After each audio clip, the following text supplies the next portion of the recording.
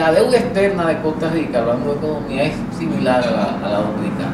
En eso sí nosotros estaríamos un poco mejor comparativamente, proporcional a la población. Ellos tienen una deuda externa de alrededor de 7.000 millones de dólares y están tomando nuevos préstamos porque ellos también tienen un déficit fiscal bastante grande.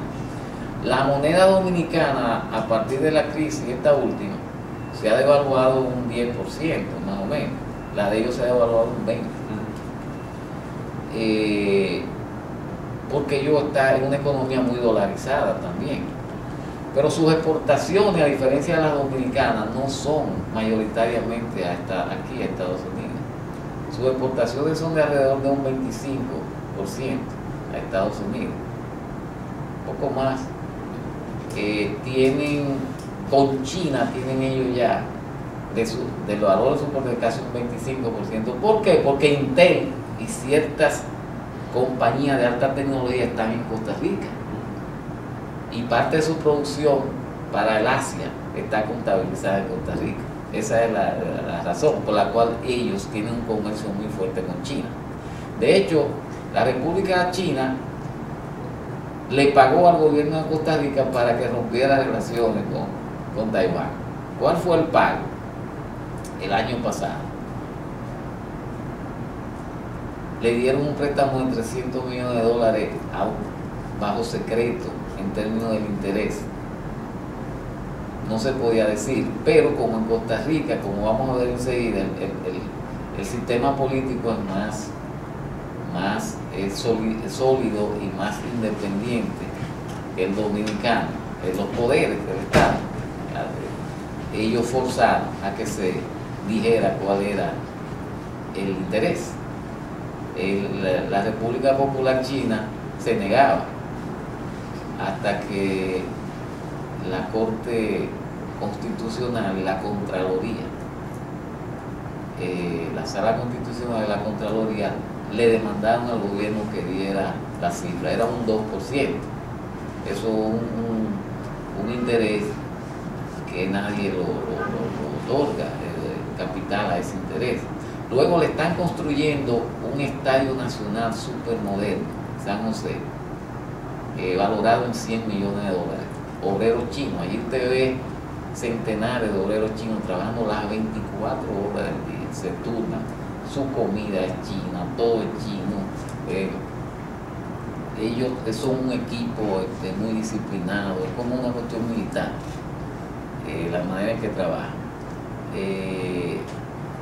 Y además de eso, China y Costa Rica están negociando, están finalizando el acuerdo de un tratado de libre comercio entre los dos países, porque China tiene sumo interés en hacer de Costa Rica un puerto en el Pacífico, un puerto de carga y descarga. Entonces la relación con China está muy íntima en estos momentos. O sea, vale esto para decir que son muy pragmáticos los costarricenses. Ellos se van con el mejor postor. Los pobres taiwaneses que tenían años y años allá, que le habían construido puentes gratis, ellos lo despacharon. Habían dado fondos, 20 millones de dólares para erradicar tuburios, es decir, los caseríos en mala situación. Todo eso se perdió porque la República Popular ofreció más. Nosotros en República Dominicana todavía no tenemos relaciones diplomáticas con la República Popular China, e incluso las famosas plantas de carbón, que gracias a Dios no se van a hacer, porque eso es un anacronismo. ¿A quién se le ocurre en el siglo XXI estar planteando como plantea Segura? Digo plantea porque aunque no esté ahí el de la electricidad ahora, pues lo plantea. Dice que plantas de carbón. Eso no es permisible hoy día, eso es muy sucio. Y además nosotros no producimos carbón tampoco, vamos a estar importando de todas maneras. Pero eso es anacrónico. En Costa Rica el 85% de la electricidad se produce con agua hidroeléctrica. Por tanto, ellos no tienen que importar. Lo que ellos importan en petróleo es un 15%. Y tienen electricidad a las 24 horas del día, 2 veces más barata que en República Dominicana. Por tanto, la industria se ha desarrollado más que en República Dominicana, es más competitiva, porque los costos son menores, no hay que estar parando plantas para emprender plantas privadas, no se dañan los electrodomésticos en las casas, la población no sufre tanto y usted puede, como dije, darse su bañito de agua, porque cuando no hay electricidad el agua no va a fluir, no hay presión, ¿verdad? O la cisterna no va, la bomba no va a trabajar, o hay que poner un inversor o lo que sea. Bueno, fíjense ustedes, Costa Rica produce su electricidad, que está produciendo la misma cantidad instalada que tiene República Dominicana. El problema de nosotros, yo me río, y lo digo esto sin ostentación, que no lo digo me río no de burla, me río porque me da pena. Hoy, en la prensa de hoy, una de las dirigentes del sector privado, Marisol Vicens Bello, una joven que fue dirigente de los jóvenes empresarios, dice que hay que privatizar la energía eléctrica, que la desgracia de nosotros fue que Trujillo estatizó la energía eléctrica. Pero por Dios, fue todo lo contrario. En 1954, el gobierno trujillista compró a la compañía dominicana, a la compañía eléctrica de Santo Domingo, y le compró la planta. Yo vivía ahí frente a esa planta, ahí el Timbeque, en la Avenida España, y yo vi esa planta siempre. Ellos producían alrededor de un 20% de la electricidad que necesitaba el país. O sea, ustedes recordarán, lo que tienen cierta edad, que tener electricidad en Santo Domingo. Bueno, la mayoría de ustedes no lo recordarán porque no tienen esa edad, pero la electricidad vino a empezar a fluir al resto del país fue durante el Trujillato, porque lo que habían eran plantas privadas en Puerto Plata, había una, en San Pedro de Macorís. Los ingenios producían electricidad excedente que se la vendían al gobierno o a los que tuvieran que venderle, porque ellos trabajaban con bagazo de caña en las calderas y en tiempo de zafra. Y en tiempo muerto, como no estaban moliendo, pues el excedente que podían producir, ellos lo vendían. Y había la hidroeléctrica de Jimenoa, Salto de Jimenoa, era un pequeño. Entonces, el país dominicano, una ínfima o una minoría de la población recibía electricidad. Lo mismo pasaba en Costa Rica. En 1949, cuando llega Figueres al poder, y voy a hablar de eso enseguida, el 15% de la población de Costa Rica recibía electricidad. Pero ¿quién producía electricidad? Una compañía americana, se llama la Bonds and Share. Figueres estatizó, se fundó lo que se llama hasta el día de hoy el ICE, el Instituto Costarricense de Electricidad. Ese es el ente estatal que produce la electricidad y que regula las telecomunicaciones. Pues bien, en 1949 un 15% de la población tenía electricidad. Hoy en día ese ICE le da electricidad al 98% de la población. Al 98%. Nosotros todavía en República Dominicana tenemos un 25% de la población. 800 comunidades que no reciben electricidad. Ni de ningún sitio, o sea que tienen que buscarse para conocer. En sitios que uno son remotos. Cuando en la capital no hay apagones, en el interior está lleno de apagones. Cuando dicen que ya no hay apagones en la prensa, es en la capital que están diciendo. Pero en el interior hay apagones siempre. O sea que nosotros todavía hoy día no estamos produciendo la electricidad para, darle a toda la población. Tenemos una capacidad instalada de 3.000 megavatios, pero nada más estamos produciendo 1.800, más o menos, 1.500, y cuando hay crisis es 900.000 megavatios. ¿Por qué no tenemos gran energía hidráulica, o sea, de hidroeléctrica, teniendo las mayores presas del Caribe, por lo menos del Caribe antillano, la de Taveras, la de Sabanayego, la de Rincón? Bueno, fueron grandes presas mal diseñadas, no producen lo que estaban diseñadas para producir. Cuando Juan Bosch llegó a la presidencia, le dio prioridad a la presa de Tavera y a una planta eléctrica en Puerto Plata. Enseguida le hicieron una campaña de que él había tomado un préstamo. No hubo tal préstamo, fue un contrato de inversión. Y luego, eso venía desde Trujillo, ese plan de hacer la presa de Tavera. Y luego Balaguer la concretizó. Pero esas presas que se han hecho en República Dominicana están mal diseñadas, no se le da mantenimiento, están llenas de sedimentos, por tanto las turbinas no funcionan normalmente. Se paran turbinas porque le falta una pieza. En Costa Rica, tan pronto hay una avería de una presa de esa, le dan total prioridad y además al mantenimiento. Entonces no tenemos que asombrarnos de que ellos producen el 85% de su electricidad con agua, porque ellos se han dedicado a eso y tienen el agua para eso. Lo otro es, en términos económicos, en Costa Rica, la diferencia con República Dominicana es que ellos han sabido distribuir mejor el ingreso nacional. No es el tamaño del pastel. El de ellos no es más grande que el de nosotros, proporcionalmente hablando. Es que ellos lo han distribuido mejor. Por ejemplo, en 1935, el gobierno, antes de Figueres, el gobierno hizo una reunión con todos los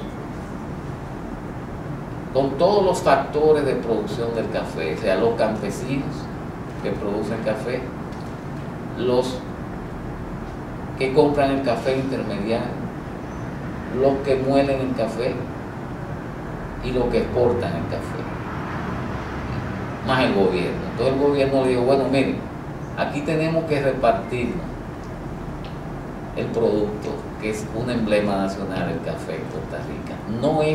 Hoy en día no es importante en términos de exportación, pero en términos domésticos, internos, de consumo, el costarricense de promedio se bebe 10 tazas de café, de las grandes,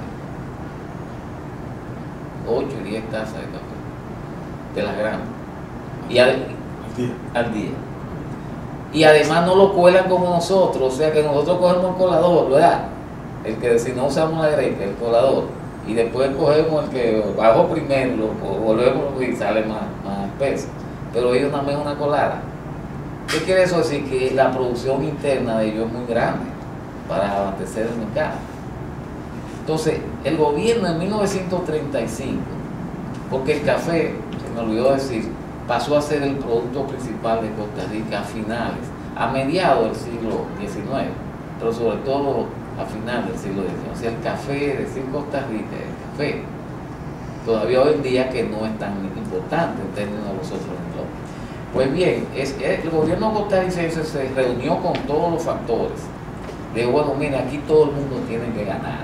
El campesino no puede producir su conuquito de café, su finquita de café, y que no reciba un buen, y que ustedes se lleven la parte del león. Hay que pagarle un precio justo al campesino. El intermediario no puede estar ganando más que el productor. Ustedes pueden ganar, pero un porcentaje que sea razonable.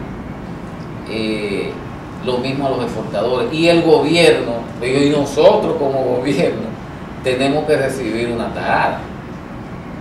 Eso hizo que la producción principal de Costa Rica, que en ese momento era el café, comenzara el producto de eso a gotear, como dicen los economistas, a todas las capas de la población. Entonces hoy en día ustedes en Costa Rica no ven, yo no he visto niños limoneros, no hay que ir a Cuba para no verlo, yo no he visto, no es que no los haya, yo no los he visto en las calles. Limoneros hay, yo no he visto niños, la educación es obligatoria, hoy día Costa Rica tiene un 95-97% de alfabetización. Tienen un grave problema hoy día, y es que los estudiantes en la secundaria desertan, más del 30% no se gradúa en secundaria. Por tanto, eso le está creando a ellos un problema, porque cada día la economía costarricense es más sofisticada, de alta tecnología, necesitan individuos bien entendidos. Entonces eso le está creando un problema que ellos están muy asustados con eso. Las universidades en Costa Rica, las públicas, son 5. Está la Universidad Nacional, que está en Heredia, a 15, 17 kilómetros de la capital. La más importante es la de San José, que se llama Universidad de Costa Rica, pero tiene extensiones como la UAS en diferentes sitios, pero está centrada en San José. Y hay una muy buena a distancia, la UNED, la Universidad Nacional de Educación a Distancia, que a pesar de que es a distancia, que sea por internet, etcétera, pero es muy prestigiosa. Y tienen el Instituto Técnico, y ahora han formado otros técnicos. Pero fíjense lo que les voy a decir. La Universidad de Costa Rica, la más importante, tiene 33,000 estudiantes. Oigan bien. La UAS tiene 160, 170,000 estudiantes. Esa sola universidad, la de Costa Rica, sin contar las otras 4 públicas, recibe, con 33,000 estudiantes, recibe $174 millones al año de presupuesto. La UAS, con 160,000 a 170,000, está recibiendo alrededor de $100 millones en presupuesto. O sea, una universidad como la UAS, que tiene 5 veces más estudiantes, recibe casi 2 veces menos. O sea que casi es 8 o 9 veces menos proporcionalmente por estudiante lo que se gasta en República Dominicana en la Universidad del Estado en Costa Rica. No, por supuesto, ustedes van a esa Universidad de Costa Rica, que es pequeña, muy agradable, un campus muy agradable, y la mitad de la población es de clase media alta. ¿Por qué? Porque entrar a esa universidad es de un prestigio, es por exámenes rigurosos. Ahí no es porque usted sea hijo de Machepa. Es pública, pero como es pública, todo el mundo tiene acceso a todo lo que pase. ¿Y quiénes pasan más? Los de la clase media, ¿verdad que sí? Los de la clase rica, que vienen de colegios con niveles más altos que los públicos, como sucede muchas veces, otras veces no, pero esa es la realidad. Ustedes van a la UAS, ustedes se dan cuenta hoy en día que la enorme mayoría del estudiantado es pobre, ¿verdad? La clase es pobre, pero no en la de Costa Rica. Por lo menos la mitad viene de los estratos pudientes, ¿no? Porque allá no es un estigma ir a la universidad pública, al contrario, tienen que ir a la privada porque no pasaron el examen en la pública. En la UAS va el que no puede, que no tiene dinero para ir a una privada, pero no hay examen tampoco. Bien, le doy este dato para que vayan viendo la diferencia. Políticamente, la historia dominicana y Costa Rica han estado unidas por algunos sucesos. Por cierto, el primer presidente de Costa Rica era de apellido Trujillo. el segundo apellido, Gallegos Trujillo. Pero lo que le iba a decir, en el siglo XIX Costa Rica tuvo su golpe de Estado, disolución del Congreso, había 15 gobiernos en 20 años, igual que nosotros casi, pero con una diferencia, hablando de las diferencias. La Constitución de Costa Rica, que rigió por 80 años, hasta 1949, que llegó Figueres, fue la Constitución de 1871. Nosotros llevamos por 38 constituciones. Ellos han tenido alrededor de 6, contando las reformas. Fíjense, del 1871 al 1949 una sola. Y del 49 hasta ahora ya van 60 años con la misma constitución. Para nosotros es un deporte nacional reformar la constitución y hacer una constitución nueva. Esta que se está haciendo ahora, eso va a ser un fracaso ya, desde su inicio, porque ahí no están contempladas algunas cosas que son, es más atrasada, y lo dice la misma gente del partido gobernante, es más atrasada que la de Bosch del 63, es más atrasada en muchos aspectos. Por tanto, fíjense, en República ahora mismo se está discutiendo la nueva constitución y ya se mató la sala constitucional, es decir, una sala que consagra los derechos constitucionales de la población, que va a defender los derechos. En Costa Rica eso existe desde 1979, la sala cuarta le llaman. Allá la justicia está dividida, Suprema Corte de Justicia, que la elige el Congreso, el Tribunal Supremo de Elecciones,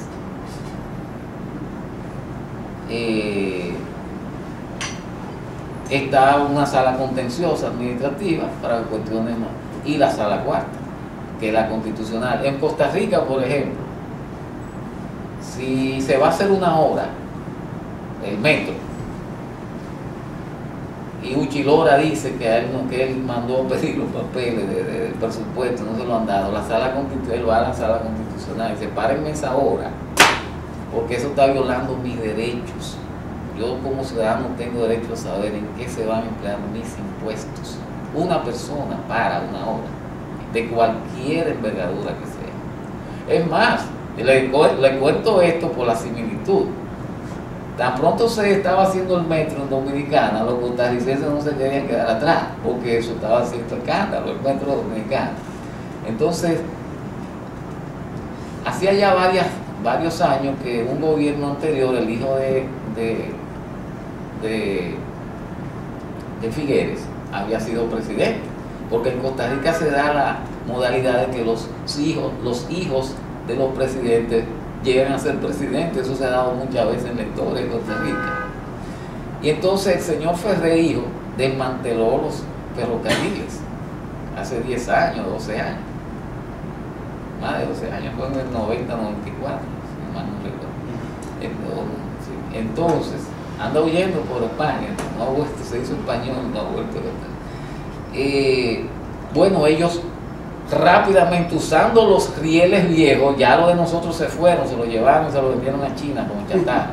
O sea, todo lo desmantelaron, ya Puente Viejo, los cables del alumbrado, todo se fue para China como chatarra. Nosotros exportamos chatarra y nadie se explica cómo, porque nosotros no producimos viejo.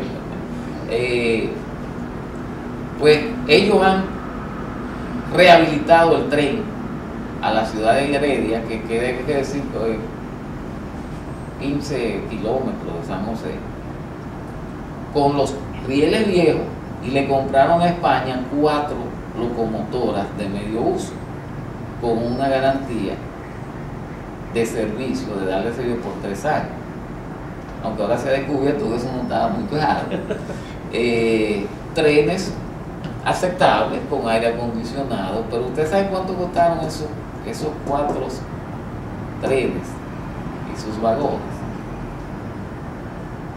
El de nosotros costó, según dice de Andino, alrededor de 800 y pico de millones de dólares, pero no ha dado los detalles todavía. Costa Rica eso sería impensable, porque la Contraloría no lo pasa, sencillamente, el presupuesto no puede ser, si no da los detalles. Pues esos trenes que los españoles trajeron a Costa Rica el mes pasado, 4, le costaron a ellos 2,5 millones de dólares, a $600,000 cada tren.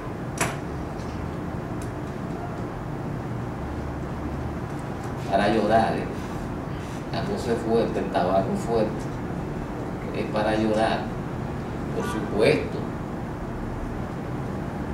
Lo que se hizo en Dominicana fue un metro, a pesar de que el Banco Mundial, las Naciones Unidas le dijo no hagan eso, son muy caros, hagan un tranvía como se había hablado, que no hay que hacer túneles, que va por el río, y que lo que tenemos allí es un metro subterráneo y elevado y con de unos vagones nuevos, ultramodernos. Aquí hubo una famosa obra de Tennessee Williams, el tranvía llamado Deseo. Yo me monté en el metro de Santo Domingo, ahora en febrero cuando fui, me engañaron, ya empezó el picoteo del metro. Se inventaron que no había menudo para devolver, ¿ah? Y te dan que un ticket, pero cuando tú, y que te lo ponen en la tarjeta. Pero cuando tú vas a usar la tarjeta no está el crédito ahí y ellos están picoteando de a 5 pesos que no tienen. Un tren que realmente el de nosotros mal concebido en su ruta, porque originalmente se había hablado este-oeste, que es el gran volumen de desplazamiento de trabajadores que van a la zona de Herrera, que van a otras partes de la capital, pero de Villamella para la feria, sin quitarle importancia, y el hecho de que una primera línea ya se ha caído el número de pasajeros, el volumen de pasajeros es muy pequeño en comparación con lo que se había estimado. O sea que porque alguien protestó y había unos movimientos, cambiaron la ruta de repente, no sé cómo, en un par de meses, cambiaron la ruta que era de norte a sur, cuando originalmente era de este a oeste. Demasiado caro, un metro sumamente caro para el servicio que está rindiendo en términos del número de pasajeros. Aparte de que no se sabe todavía en qué se gastó ese dinero, porque no se ha dado un desglose. Le estoy diciendo, el de Costa Rica que cuesta lo mismo, el equivalente de 20 pesos dominicanos, una longitud de 15 kilómetros, el de nosotros creo que tiene 16, y le costó 2,5 millones de dólares contra 890 millones de dólares. Saquen la cosa.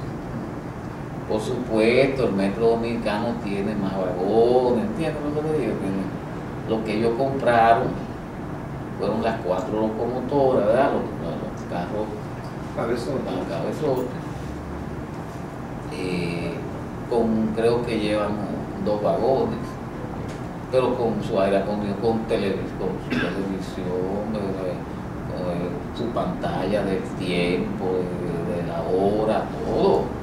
No es que son tan cosas, son de medio uso en España, que ya es un país del primer mundo. Los autobuses en Costa Rica son iguales, peores que los de nosotros. Ellos no tienen autobuses articulados de 2 y 3. Nosotros ya lo tuvimos. Cuando empezó bajo Handler, la batuta, el carril exclusivo, autobuses Volvo de 2 y 3, pasando a cada rato. Ya no. Ahora resulta, lo primero que hicieron fue que el chofer se fue quitando el kepi. Claro, hacía mucho calor, o sea, estaban uniformados.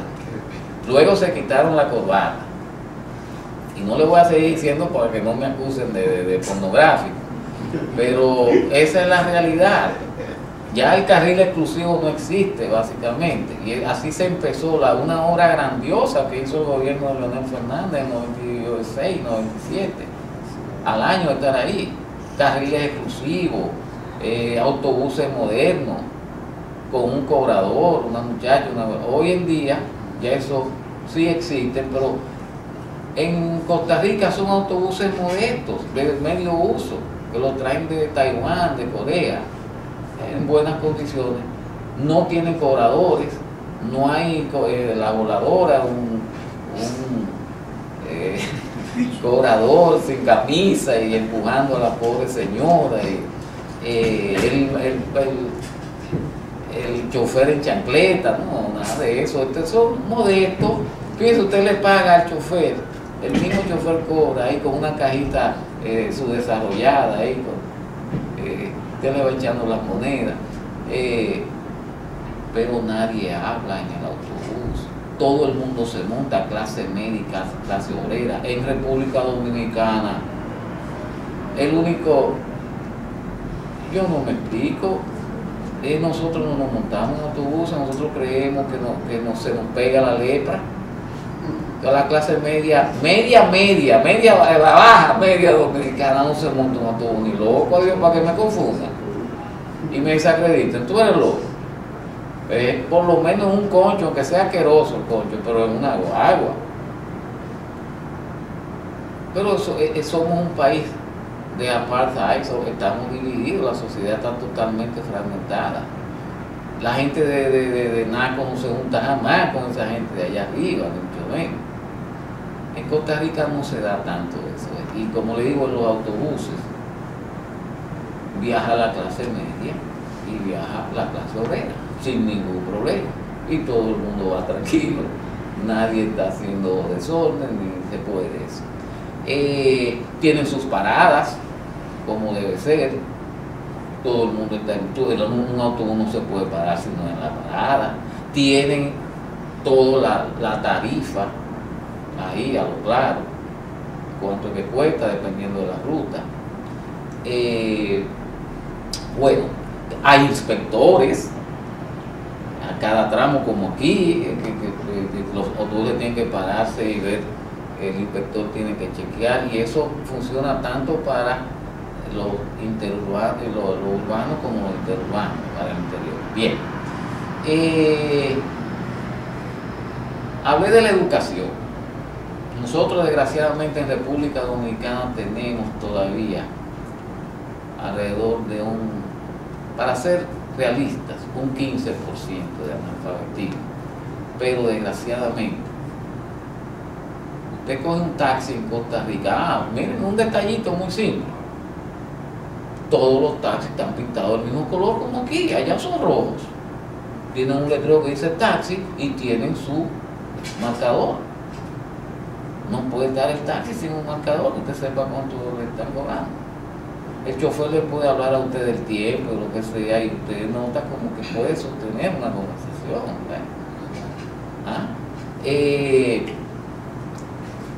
En República Dominicana esas cosas parece que son imposibles, ni siquiera en el aeropuerto. Un desastre. Los taxistas, y le han regalado taxi amarillo y taxi blanco, pero ¿a quién se le ocurre que un partido político va a regalar taxi a un gobierno de acuerdo al color de su partido? Se supone que los taxis deben ser, ¿verdad?, que el transporte público debe ser un solo color, aunque usted se lo regale el partido amarillo, el partido blanco, pero pónganse de acuerdo en un solo color, ¿entiendes? Porque ¿cuál es el problema? Pero esos son negocios que, ¿dónde están esos pollitos amarillos y la gasa blanca? Ya, eso se fue, ya eso no se sabe, ya no está. Bueno, ya para ir finalizando un poco, y que si quieren participar en términos de opinión y de preguntas, en Costa Rica no hay ejército, pero no porque Figueres llegó al poder en 1949 y no hay ejército porque Figueres no le convenía, porque Figueres había peleado contra ese ejército, era un guerrillero. Entonces él disolvió el ejército para que ese ejército no le hiciera la contra, y muy sabiamente no formó uno nuevo, sino que formó una policía nacional que se le entrenaron en el canal de Panamá y que hoy en día es realmente un ejército, parte de eso porque hay policía de frontera, hay policía marítima, pero tienen entrenamiento militar. O sea que es una tropa paramilitar que funge que solamente hay policías municipales y cosas, pero ellos sí tienen tropas adiestradas. Lo que pasa es que lo tienen en función de policía y dicen que no hay ejército. En términos históricamente, los exiliados dominicanos fueron los que ocuparon a Figueres en Costa Rica. Ustedes van a Costa Rica hoy en día y le preguntan a cualquier tipo de los dominicanos, y lo que van a decir, bueno, yo no sé, allí hay un sitio que se llama Tierra Dominicana, es el sitio más infame de San José y se llama Tierra Dominicana, el barrio más caprichoso de San José, donde te dicen no vaya por ahí. Se llama realmente el Paso de la Vaca, que hay un mercado ahí, había muchos negocios dominicanos hace años y se le ha quedado el nombre de Tierra Dominicana con una fama muy mala de asesinato, de tiroteo, de negocios ilícitos, prostitución, droga, etc. Pero hoy en día no es verdad. La mayoría de los que viven y hacen negocios no son dominicanos, son colombianos, panameños, hay haitianos, jamaiquinos. Y una gran parte son negros, y como los dominicanos, la mayoría somos negros, los costarricenses están convencidos de que toda esa gente que viven ahí son dominicanos. Y yo digo, no, de verlo yo sé que no, porque yo conozco mi gente, mi negro yo lo conozco, ¿entiendes? Y la trenza de nosotros, yo sé que los dominicanos usan trenza de dreadlock, eso nada más son 2 o 3, mi amigo Dulú, que es del otro, pero eso es así. Tenemos una mala famita, pero históricamente no es así.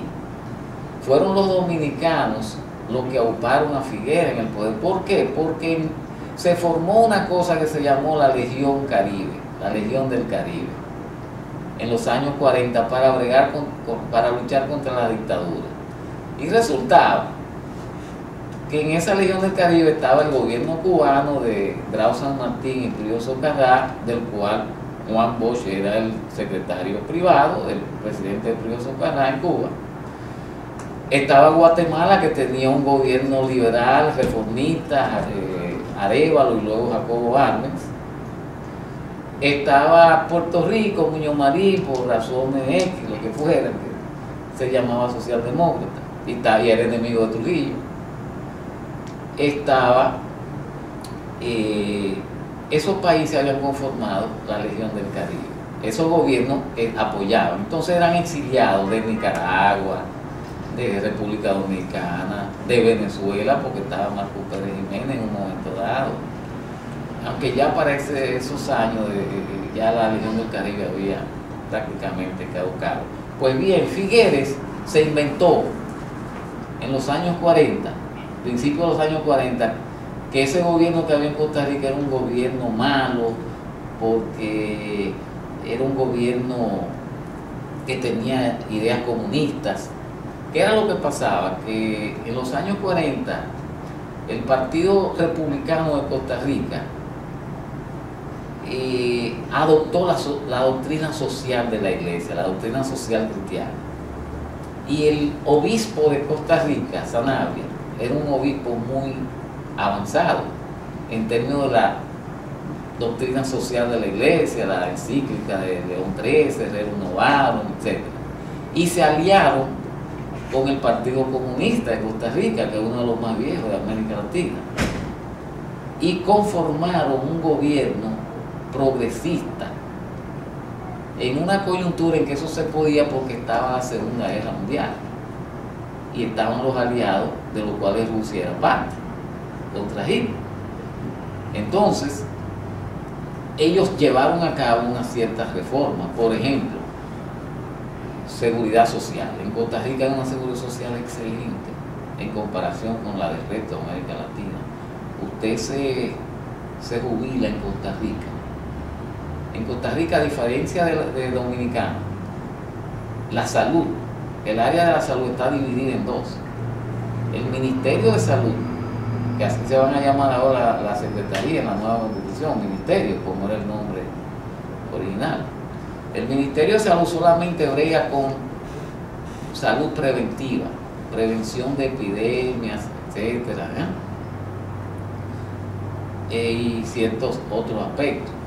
Pero la parte hospitalaria, la de asistencia, de servicio médico, la ofrece es la seguridad social, lo que llamamos allá la Caja Dominicana del Seguro Social, recuerden, que era el Salvador Gutiérrez, y eso que era excelente en su tiempo. Pues en Costa Rica todo el sistema de salud, la prestación de servicio es esa caja de seguridad costarricense, que el obrero cotiza, el empleado cotiza mientras está trabajando para cuando se retire, y mientras está cotizando está cubierto. Muchas medicinas, muchos medicamentos, casi como acá, no tienen los equipos sofisticados que tenemos acá, pero la prestación del servicio es aceptable, es la de un país de mediano desarrollo.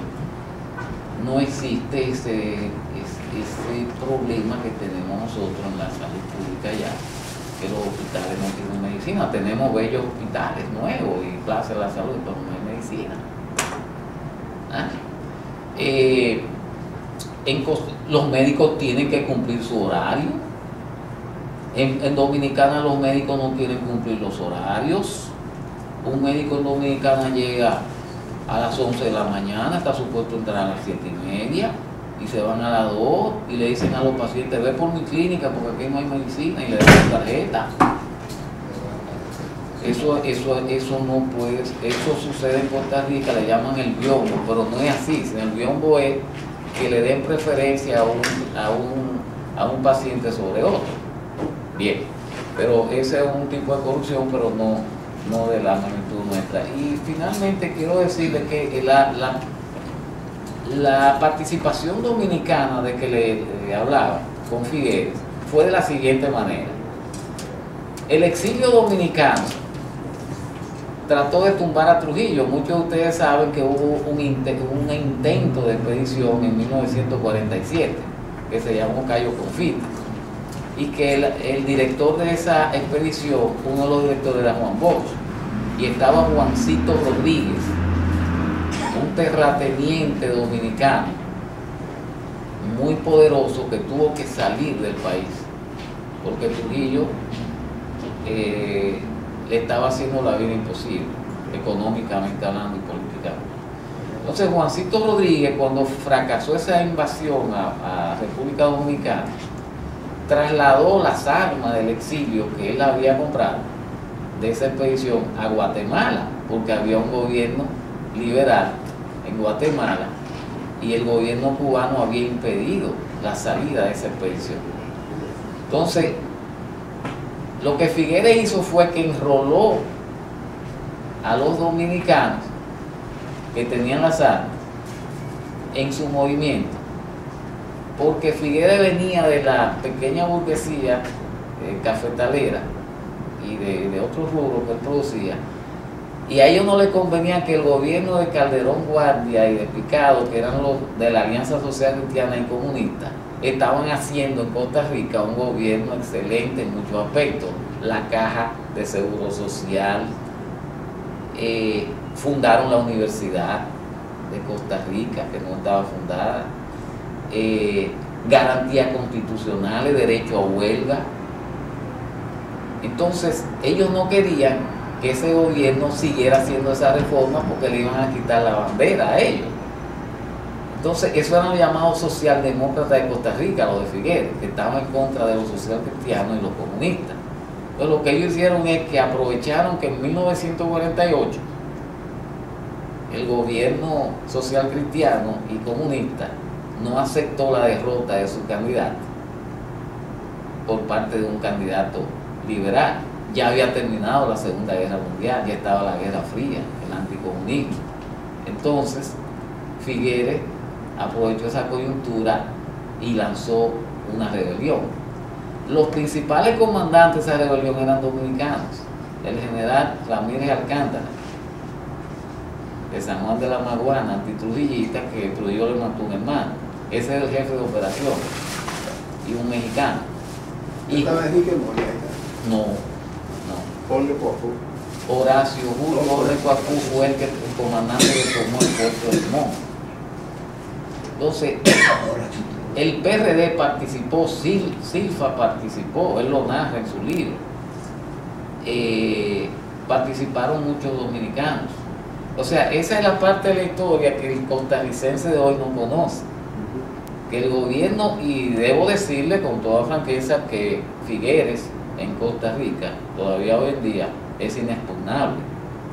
Es un líder de procedencia derechista, pero que una vez que llegó al poder se dio cuenta que no podía desmantelar lo que habían hecho los socialcristianos y los comunistas, y lo que hizo fue que agrandó la conquista, fundó el ICE, el Instituto de Costarricense de Electricidad, que, como le dije, resolvió el problema eléctrico. Óigame, yo me río, y fíjense qué digresión tan vasta, tan grande.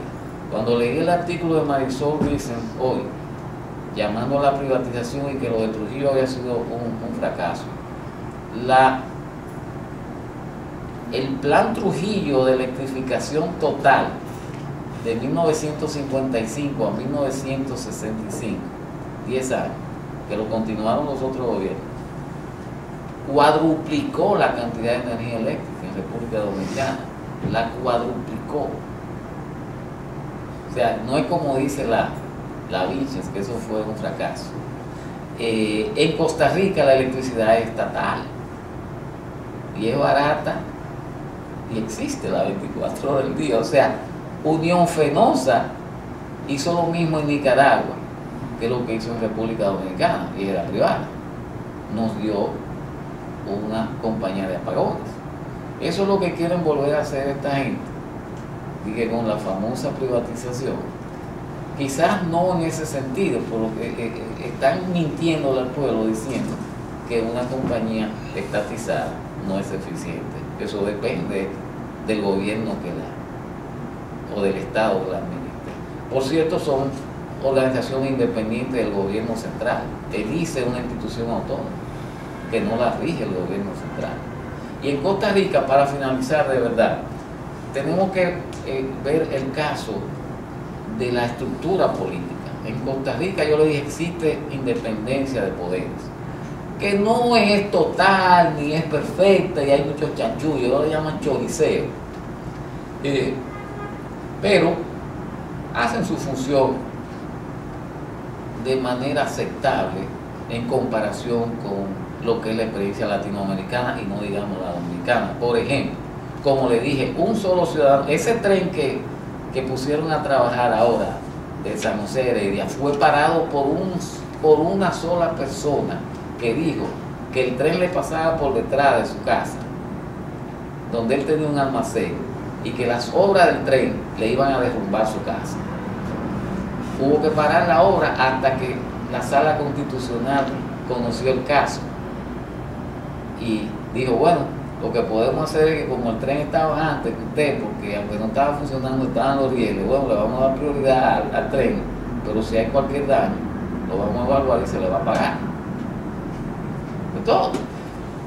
En la nueva Constitución Dominicana acaban de matar la Sala Constitucional, la sala cuarta de Costa Rica, diciendo Subero Visa y la Corte Suprema de Justicia que eso no podía ser, que eso le iba a quitar funciones a la Suprema Corte. Bueno, Subero pataleó y la quitaron.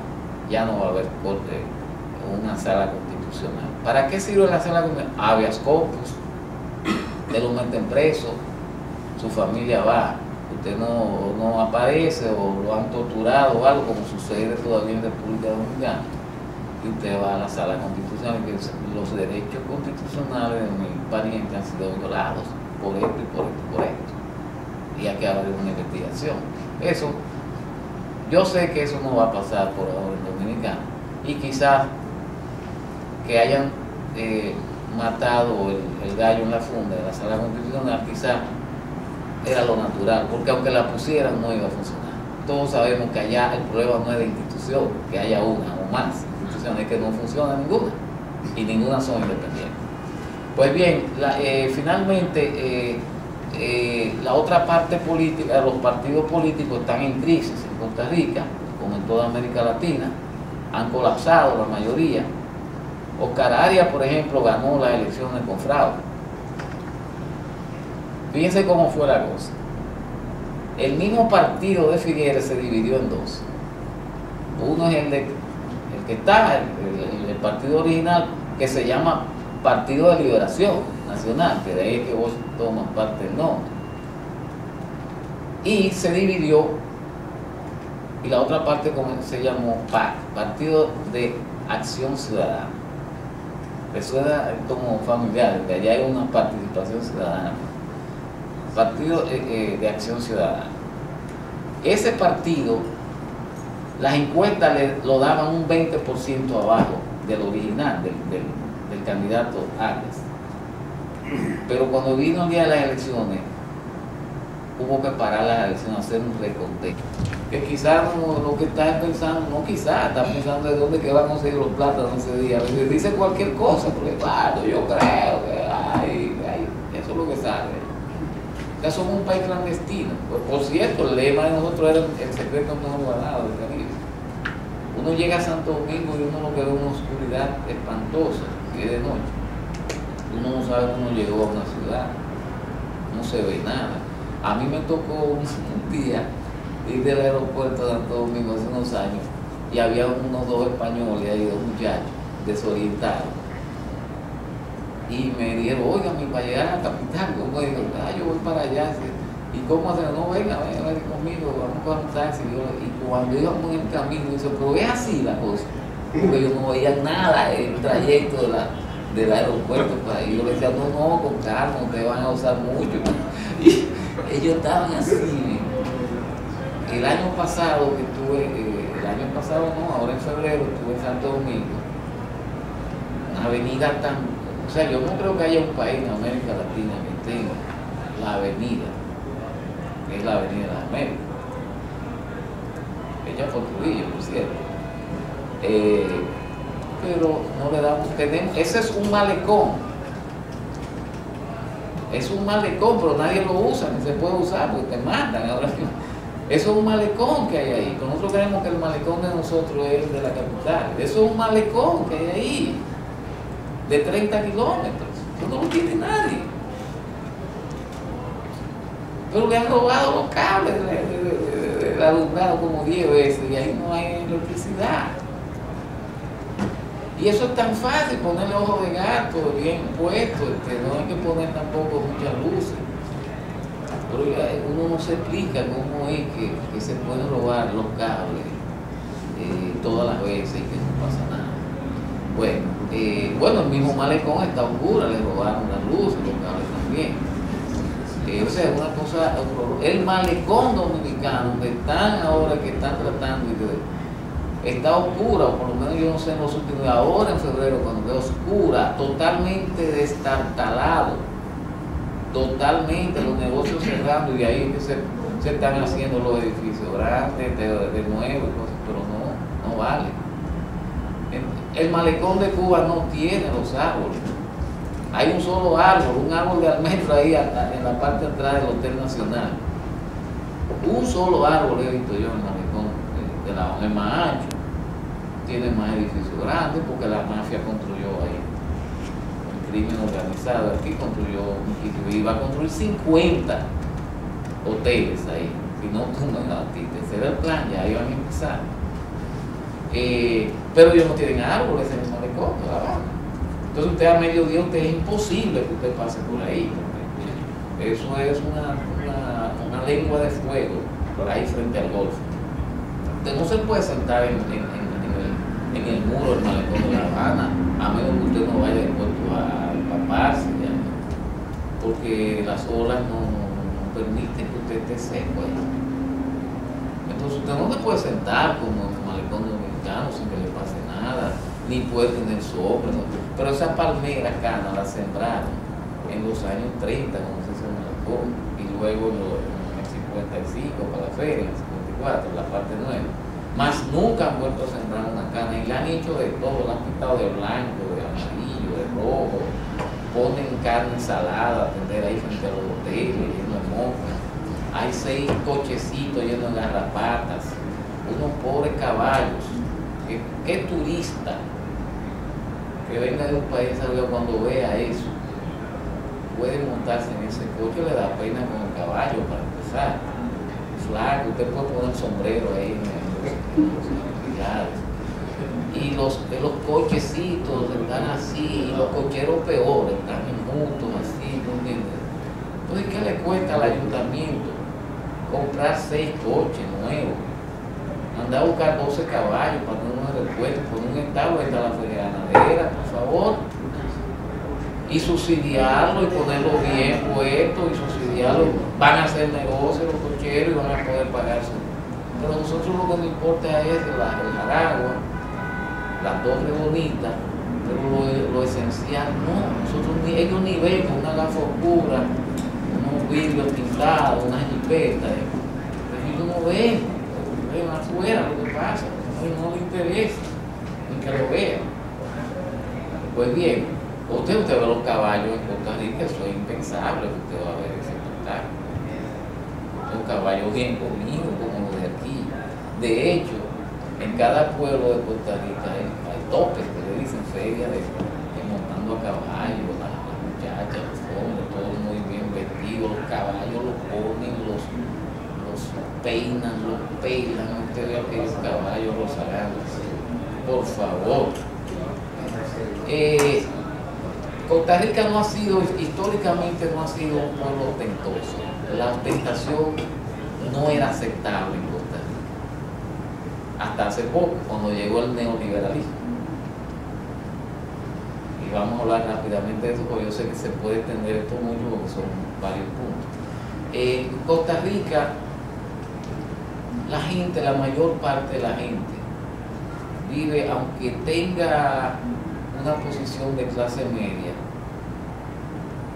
mucha gente de clase media vive en casas modestas, de madera, techadas de zinc, o de madera con sus cementos, sus cosas, pero un jardincito. Y 2 carros, tienen 2 que van a trabajar. En Costa Rica, el índice de desempleo es más bajo que en Estados Unidos. Hoy, con la crisis que hay, el índice oficial de desempleo no llega al 6%. Antes de la crisis estaban un 4%. Tienen 600.000 trabajadores nicaragüenses, que son los haitianos de Costa Rica, los discriminados, los que hacen el trabajo doméstico, el trabajo duro, como los haitianos en República Dominicana. Y exactamente la misma excusa de los dominicanos. Que el dominicano no trabaja. Los ticos dicen, que los ticos no trabajan. Hay que darle trabajo. Es mentira, es porque le pagan menos. Son indocumentados en la parte. Son los que recogen los melones, los que recogen las piñas, los que hacen lasaña. Los tienen hacinados en los sitios, los hoteles, igual que allá. ¿Quién está construyendo los hoteles dominicanos? Los haitianos. Los meten a vivir en los mismos edificios, no tienen que pagar. En Costa Rica son más cuando se descubre. Ellos saben que están en la autoridad, pero si se lo descubren, ellos toman medidas. En Dominicana no, aunque si tú lo descubres, dicen que tú eres un exagerado, o que tú estás haciendo una tormenta en un vaso de agua, y que dejemos así, porque eso no conviene, etc. Pues bien, les digo esto porque como la charlita esta se llama similitudes y diferencias, fíjense, es exactamente la misma excusa. Los ticos no trabajan y por tanto hay que darle trabajo. Como entonces Costa Rica, con 4,5 millones de habitantes, tiene un producto interno bruto que hay. El conjunto de los productos y servicios que produce un país en un año, fiscal, el valor de esos productos, que está rondando, está alrededor de los 30.000 millones de dólares. Eso quiere decir que si fuera proporcional con la población dominicana de más de 9 millones, nosotros deberíamos estar por lo menos en 60.000 millones. Nuestro Producto Interno Bruto, la última vez que vi la cifra del banco, no sé David si tú tienes otra cifra, vi 45.000 millones de dólares, es lo que ha dado últimamente en un artículo del Banco Central. Pero hay una diferencia.